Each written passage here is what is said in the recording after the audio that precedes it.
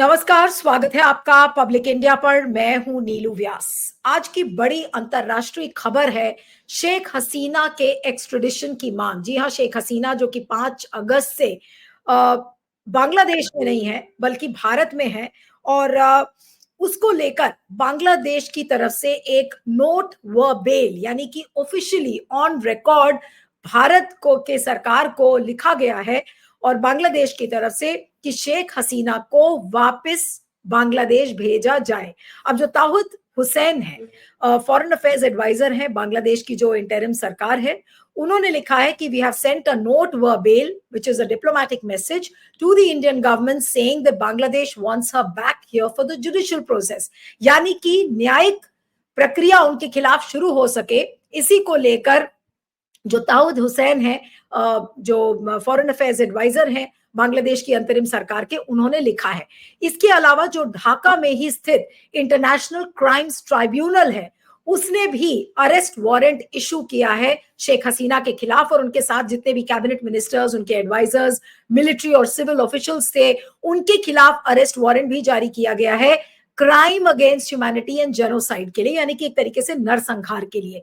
और आज ही के दिन जो होम एडवाइजर है जहांगीर आलम, उन्होंने कहा है कि the office has sent a letter to the foreign ministry to facilitate the ousted premier's extradition from India, यानी कि होम एडवाइजर ने ये बताया है कि भारत की सरकार को ये चीजें लिखी गई हैं।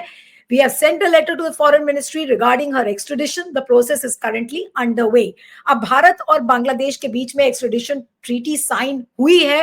इस वजह से अब सवाल ये उठता है कि क्या प्रधानमंत्री नरेंद्र मोदी शेख हसीना को एक्स्ट्राडाइट करने का परमिशन देंगे या नहीं देंगे। आज इसी पर हम चर्चा करेंगे। हमारे साथ प्रोफेसर आफ्ताब कमल पाशा हैं जो कि इंटरनेशनल अफेयर्स एक्सपर्ट है। प्रोफेसर पाशा, आपका बहुत बहुत स्वागत है। Thank you so much for joining. और ये जो बड़ी खबर कि शेख हसीना के लिए लिखा गया है बांग्लादेश की अंतरिम सरकार द्वारा कि शेख हसीना को वापस बांग्लादेश भेजा जाए, ये कितना बड़ा टर्निंग पॉइंट है और आपको लगता है कि मोदी जी इसकी परमिशन देंगे? देखिए, आपका चैनल बहुत ही फार साइटेड है, इसलिए कि जब तख्ता पलटा हुआ बांग्लादेश में आपका चैनल पहला प्रोग्राम बनाया था। मुझे याद है, आप मुझे निमंत्रण दिए थे। मैंने कहा था कि शेख हसीना को यहाँ रेफ्यूज देना, असाइलम देना बहुत खतरनाक है और भारत बांग्लादेश के रिलेशंस पे काफी इसका प्रभाव होगा। अगस्त में शायद, मैं अगर याद करूं तो आपका प्रोग्राम था वो। तो ये बहुत ही इम्पोर्टेंट डेवलपमेंट है, लेकिन मैं सरप्राइज नहीं हूं, क्योंकि जिस तरीके से वहां से इंफॉर्मेशन बांग्लादेश से आ रहा है पिछले 3 महीनों से, 3 से ज्यादा महीनों से, एक के बाद बायलैटरल रिलेशंस को धक्का पहुंच रहा है। जिस गहराई के साथ दोनों संबंध बढ़े थे, आगे बढ़ रहे थे, स्टेबलाइज हुए थे, उसको एक एक ईंट ईंट निकाल के चुन चुन के उसको खत्म किया जा रहा है बांग्लादेश की हुकूमत से। और जैसा मैंने कहा था पहले, ये अपने आप बांग्लादेश की गवर्नमेंट या जो भी कंट्रोल कर रहे हैं वो नहीं कर रहे हैं। ये बाहर की ताकतों के दबाव में आके ये सब कर रहे हैं। सबसे अव्वल मेरा निशाना अमेरिका है। CIA इसको स्टेट मैनेज रिमोट कंट्रोल कर रहा है। उसके बाद इसमें पाकिस्तान का भी हाथ है और चीन भी इसमें इंटरेस्टेड पार्टी है।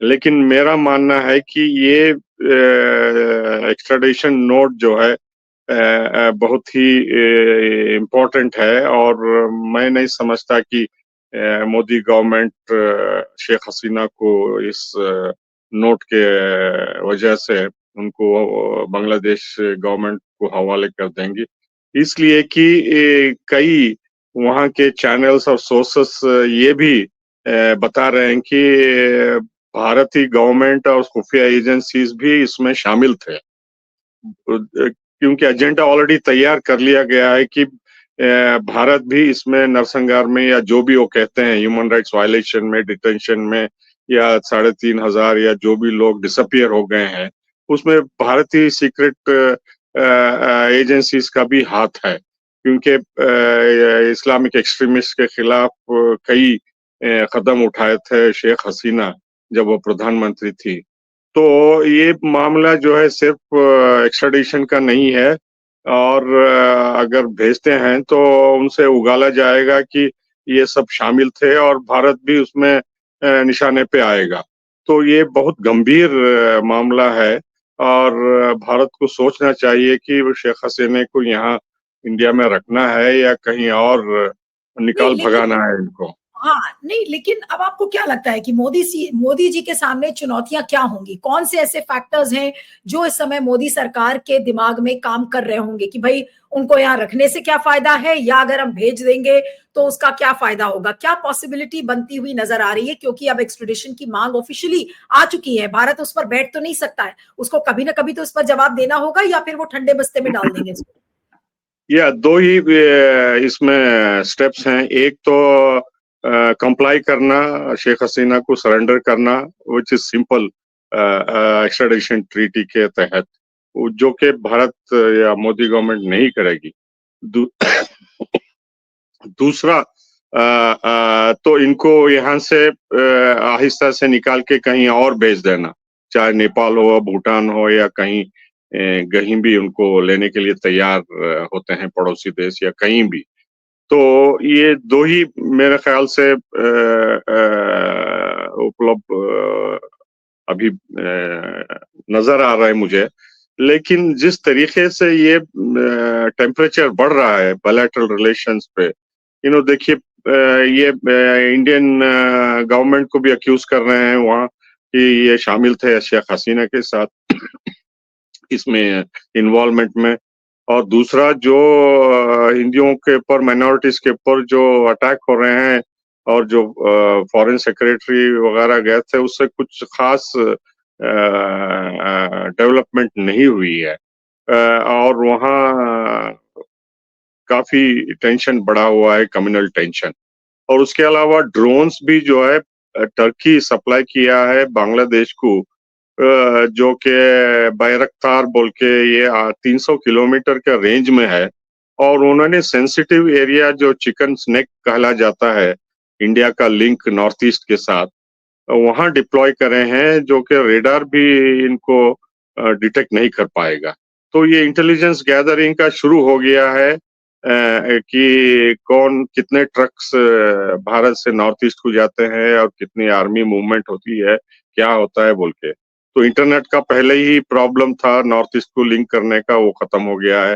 बाद में पावर अदानी का, उस पे भी क्वेश्चन सवाल खड़े हो गए हैं। तो ये धीरे धीरे धीरे ये जो है मामला पेचीदा होता जा रहा है, और इसमें फॉरेन कंट्रीज देख चुके हैं कि इंडिया वल्नरेबल है, इंडिया कमजोर है इस मामले में, और बांग्लादेश को इस्तेमाल करके भारत पे प्रेशर डालेंगे। सबसे ज्यादा है अमेरिका, जो कि चाहता है कि भारत उनके करीब हो चीन के खिलाफ। हालांकि फॉरेन सेक्रेटरी जा रहे हैं इस महीने के आखिर में अमेरिका के साथ मिलने के लिए, आपस में बातचीत करने के लिए। लेकिन जिस तरीके से आप देखते हैं हिंडनबर्ग से लेके खालिस्तान का इशू लेके अजित डोभाल को इन्वॉल्व करने का लेके, बांग्लादेश और मालदीव से शुरू होके लगातार इंडिया पे प्रेशर डाल रहा है।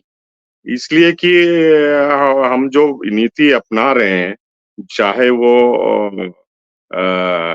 अमेरिका की डिमांड इसको न्यूट्रलाइज करने के लिए, या ब्रिक्स इश्यू पे लिए, या इंडिया चाइना रैप्रोचमेंट के लिए, या इकोनॉमिक इश्यूज को लेके, काफी तनाव है बायलैटरल रिलेशंस इंडिया और अमेरिका। और अमेरिका बांग्लादेश को जरूर इस्तेमाल करेगा अभी बड़े बड़े पैमाने पे। ये सिर्फ शुरुआत है मेरे ख्याल से।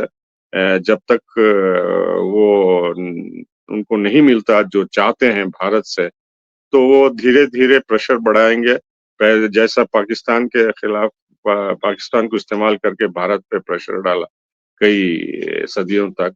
तो उनको एक नया अब बेस मिल गया है, और इसमें इंटरेस्टेड पार्टी चाइना भी हो गया है। और मेरे ख्याल से जो स्ट्रेटेजिक इम्प्लीकेशन है ये downward trend Indo Bangladesh relations पे कि नॉर्थ ईस्ट को फर्टाइल जोन देखते हैं सीआईए सॉफ्ट अंडरबेली जिसको कहते हैं चाइना का। तो उसके तहत गांगसू तक जो जापानीज इस्तेमाल करे थे सेकेंड वर्ल्ड वॉर में, तो रोड्स और इंफ्रास्ट्रक्चर वगैरह वगैरह सब चाइना के ऊपर प्रेशर डालने के लिए ये बहुत स्ट्रेटेजिकली इम्पोर्टेंट है। तो वो इस्तेमाल करना चाहते हैं, जो कि म्यांमार में उन्होंने प्रयास किया, वहाँ सिविल वॉर चल रहा है, वहाँ कोशिश कामयाब नहीं हुई। तो वो समझते हैं कि ये नॉर्थ ईस्ट इंडिया का वल्नरेबल पार्ट है, इसको डिटैच करके किसी न किसी तरह जो इंडिया को वीकन करके इस्तेमाल करें। नहीं, लेकिन अगर मान लीजिए कि इस एक्सट्रेडिशन पर मोदी सरकार लंबे समय तक बैठती है, चू नहीं करती है, तो कितना लंबा बैठ पाएगी, या फिर अंत में आकर इनको कुछ ना कुछ एक्शन लेना ही पड़ेगा? वरना मोदी जी के लिए देखिए क्या चुनौती हो सकती है? सबसे बड़ी डिफिकल्टी मोदी जी के लिए क्या है if he sits over this extradition treaty? देखिए एक्स्ट्राडिशन में क्लॉज वेरी क्लियरली है, there is no if and but and there is no loophole, nothing, कुछ भी नहीं है उसमें। साफ है, 2 लाइन का वर्ट नोबल जो भी नोट वर्बल आया है उसमें साफ है, वी वांट हर बैक, वापस भेजना है। And under international law India oblige करना है कि उनको भेजना है। अब ये पॉलिटिकल डिसीजन होगा करना है या ना करना है, और क्या करना है, कितना टाइम लेना है। और मेरे ख्याल से जितना टाइम लेंगे या जितना डिले करेंगे उतना ही पेचीदा मामला होता जाएगा ये। क्योंकि नए एविडेंस उनकी तरफ से कुक्ड अप या जो भी है बांग्लादेश की तरफ से लाएंगे कि भारत भी इसमें शामिल है, इतने लोग ग्रेव्स डिस्कवर करे हैं, इतने लोग टॉर्चर करे हैं, और इतने लोग ऑल दिस जो अब सीरिया में हो रहा है बशर अल असद के खिलाफ, वो पूरा पैटर्न जो है रिपीट करेंगे और लोगों में नफरत फैलाने की कोशिश करेंगे कि ये इंडिया की पिट्टू थी, इंडिया की पपेट थी, ये इंडिपेंडेंट नहीं थी, ये दिल्ली से जो भी इंस्ट्रक्शंस आते थे ये इम्प्लीमेंट करती थी, इसको ये ट्रेटर है या एंटी नेशनल है बोल के नहीं, तो वापस क्या मोदी आने के। सरकार इतनी बेवकूफी भरी हरकत करेगा कि कुछ रिस्पॉन्ड नहीं करेगा ये जो नोट वर्बेल का, और बिल्कुल वो लोग बैठ जाएंगे इसके ऊपर? क्या इस तरीके की मूर्खता बीजेपी सरकार कर सकती है, मोदी जी कर सकते हैं? ये मुश्किल सवाल है ही है, क्योंकि ये पेचीदा मामला है और इनको गहराई से सोचना होगा कि ये इंडियन नेशनल इंटरेस्ट में है शेख हसीना को यहाँ रखना है या कुछ और जगह इनको ट्रांसफर करना है बोल के जल्द से जल्द निर्णय लेना होगा, क्योंकि ये इम्प्लीकेशंस इसके काफी गंभीर होंगे बायलैटरल रिलेशंस पे, और दूसरे ताकतें इसको इस्तेमाल करेंगे। जैसा नहीं, दूसरी ताकत इंडिया इंडिया जो है एक्स्ट्राडिशन ट्रीटीज कई मुल्कों के साथ किया है, खाड़ी के देश में जहां स्पेशलाइज करता हूँ। देखिए हम ये दाऊद इब्राहिम को लाने की कोशिश कर रहे हैं। हमें पता है कि उसके लिंक्स यूएई के साथ काफी गहरे हैं, वो आता जाता रहता है दुबई से कराची वगैरह सब। लेकिन जब हम ये मामला उठाए तो अबू धाबी ने भी मैटर इंक्रीज डिस्कशन में लाया कि हमारे भी फ्यूगिटिव्स भारत में हैं, उनको भी लौटाइए। तो ये मामला कतर के साथ भी हो रहा है, सऊदी अरेबिया के साथ भी हो रहा है, ये 2 वे प्रोग्राम हो गया है। अगर हम चाहते हैं कि हमारे वो क्रिमिनल्स वापस लाएं तो वो भी डिमांड कर रहे हैं। तो इसी तरह जो है ये बहुत ही पेचीदा मामला हो गया है, और हम विश्व गुरु की तरह उभरना चाहते हैं, मेजर पावर बनना चाहते हैं, यूएन सिक्योरिटी काउंसिल मेंबर बनना चाहते हैं। हालांकि हम आईसीसी के मेंबर नहीं हैं, लेकिन अगर एक्स्ट्रेडिशन का फॉर्मल रिक्वेस्ट आया है तो रिजेक्ट भी नहीं कर सकते। तो इट विल बी वायलेशन, उल्लंघन होगा इंटरनेशनल लॉ का। रिजेक्ट नहीं कर सकते और हम एक्सेप्ट भी नहीं कर सकते। तो मोदी जी के पास अब ऑल्टरनेटिव बचा क्या है? क्या मोदी जी शेख हसीना को एक ऐसे देश में भेजेंगे जहां जिस देश में बांग्लादेश के साथ एक्सट्रेडिशन ट्रीटी ना हो? क्या ऐसे देश में भेजने का विचार कर सकते हैं मोदी जी? देखिए, मेरे ख्याल से तो उनके पास दो ऑप्शंस हैं, ये जैसा कि बताया।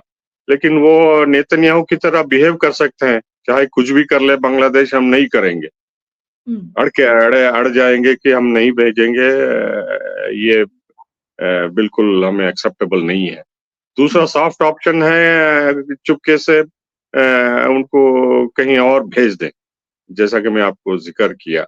लेकिन अगर टाइम इसमें लेते हैं और डिले करते हैं, प्रोक्रेस्टिनेशन होती है इसमें, तो भारत को ही नुकसान होगा और बांग्लादेश इसका फुल फायदा होगा, उठाएगा इंटरनेशनल लेवल पे, चाहे वो यूनाइटेड नेशंस में मोदी या जी के कहीं लिए और। ये कितनी मोदी जी के लिए कितनी जटिल सी सिचुएशन है, क्योंकि अगर वो शेख हसीना को बांग्लादेश नहीं भेजते हैं या फिर वो कोई दूसरा ऑप्शन भेजते हैं, तो उनके ऊपर और भारत के क्या लोगों के ऊपर खतरा मंडराता है इस डिसीजन से। जी, मैं तो साफ ज़ाहिर देखता आ रहा हूँ कि ये जो घने बादल बांग्लादेश से उभर के आ रहे हैं, ये कहीं साइक्लोन या सुनामी की तरह भारत को असर ना करे, क्योंकि इसके बहुत ही सीरियस इम्प्लीकेशंस हैं, जैसा कि बताया मैं आपको नॉर्थ ईस्ट पे, जहां आग जल रही है अभी मणिपुर में, और जो नागालैंड का प्रॉब्लम है वो भी उभर के निकल रहा है, और जिस तरीके से बीजेपी गवर्नमेंट आसाम में चला रही है, तो ये सब भी एक्सप्लॉइट करेंगे ये बांग्लादेश बेस्ड ग्रुप्स और उनके फॉरेन हेंचर्स, बैकर्स जो भी हैं उनके सपोर्ट करने वाले। तो ये मामला पेचीदा होता जाएगा और मोदी सरकार जो है बहुत ही कॉर्नर्ड हो गई है। देखते हैं कि डिप्लोमेसी में जयशंकर इसको कैसा सुधारते हैं, कैसा निकालते हैं। लेकिन ऑप्शंस मुझे लगता है कि बहुत कम है। नहीं, तो ऑप्शंस कम है यानी कि अब सोच विचार क्या करेगी भारत की सरकार? इस पर कैसे आपको लगता है कि रिएक्ट करेगी? अगर आप ड्रोन का मामला देखें, जब बांग्लादेश ने हमारे बॉर्डर पे टर्किश मेड ड्रोन्स डिप्लॉय किया, तो हमारा इमीडिएट रिएक्शन था पूरे बांग्लादेश को, चाहे नॉर्थ ईस्ट से, वेस्ट बंगाल से वगैरह, ड्रोन से घेरा जाए, यूएवी से। तो वो फर्स्ट क्लू मिलता है कि हम कैसा रिएक्ट करते हैं। और दूसरी तरफ से भारत इतना बेबस भी नहीं है कि इसके एसेट्स बांग्लादेश में नहीं है। काफी एसेट्स हैं, काफी ग्रुप्स हैं, अवामी लीग के काफी अभी सपोर्टर्स हैं, वो भी काफी गहराई तक पहुंच सकते हैं और इस गवर्नमेंट को कुछ मजा भी चखा सकते हैं। क्या हम वो कदम उठाने के लिए तैयार हैं, डिस्टेबलाइज करने के लिए तैयार हैं, जो कि दूसरे गवर्नमेंट्स भी खुलेआम कर रहे हैं? वो हमें सोचना पड़ेगा क्या करना होगा, क्योंकि ये जो आग वहां से निकल रही है बांग्लादेश से, ये थमने वाली नहीं है। ये इसकी लपेट में नॉर्थ ईस्ट ही नहीं, वेस्ट बंगाल ही नहीं, इसे काफी दूरी तक भेजने की तैयारी की जा रही है लोकल सपोर्टर से, बाहर के शक्तियों। यानी कि जो मेरा आखिरी सवाल है प्रोफेसर पाशा, की शेख हसीना की वजह से मोदी जी ने पूरे भारत को जोखिम में डाल दिया है, खतरे में डाल दिया है? जी, मेरे ख्याल से आपका रीडिंग ठीक है, और जितनी जल्दी हो सके उनको बाहर भेज दिया तो हमारे नेशनल इंटरेस्ट प्रोटेक्ट होंगे। ये नहीं कि शेख हसीना तस्लीमा नसरीन की सर तरह वेस्ट बंगाल में चुपचाप बैठ के पढ़ेगी, लिखेगी। हालांकि उन्होंने कंट्रोवर्शियल इंटरव्यूज भी दिया, लेकिन अगर उस तरीके से हम मैनेज कर लेंगे बोल के और कॉन्फिडेंस अगर मोदी सरकार बताती है, तो अपने पाँव पे कुल्हाड़ी मारना होगा, ये पॉलिटिकल सुसाइड होगा। तो ये बहुत ही खतरनाक गेम खेल रहे हैं। जितनी जल्दी हो सके we have to just get rid of Sheikh Hasina. She will be a liability. वो बहुत बड़ा बोझ बन जाएंगे और बायलैटरल रिलेशंस पे काफी असर होगा। मेरे ख्याल से जैसा पुतिन ने बशर अल असद को पनाह दी है या दूसरे लीडर्स देते हैं, हम उस तरीके से अगर सोचें कि हम साउथ एशिया में मेजर पावर हैं वगैरह वगैरह बोल के, देखिए चीन है, पाकिस्तान है, अमेरिका है, हम उनसे अननेसेसरी प्रोवोकेशन नहीं करना चाहते हैं। हमें फोकस करना है हमारे फॉरेन पॉलिसी, नेशनल इंटरेस्ट पे और डेवलपमेंट पे और स्टेबिलिटी पे। ये ग्लोबल पॉलिटिकल सिचुएशन बहुत ही नाजुक मरहले से गुजर रहे हैं हम। और जिस तरीके से अमेरिका हथियार दे रहा है यूक्रेन को, रशिया के अंदर 600 किलोमीटर जाके ड्रोन्स अटैक कर रहे हैं, सिविलियंस, मिलिट्री और डिफेंस न्यूक्लियर चीफ को मार दिया है। तो ये अमेरिका जो है बहुत ही खतरनाक खेल खेल रहा है और ये छोड़ेंगे नहीं है। इनके एसेट्स उनका पूरा निगाह है, टारगेट है चीन और रूस, और जिसमें वो शामिल कर रहे हैं कि अगर भारत हमारे पास हमारे तरफ नहीं है तो हमारे खिलाफ होगा। तो हमें इससे बचना होगा वरना काफी गंभीर इसके नताइज होंगे। राइट। चलिए, आपका बहुत-बहुत शुक्रिया professor Pasha. Thank you so much for joining. Thank you.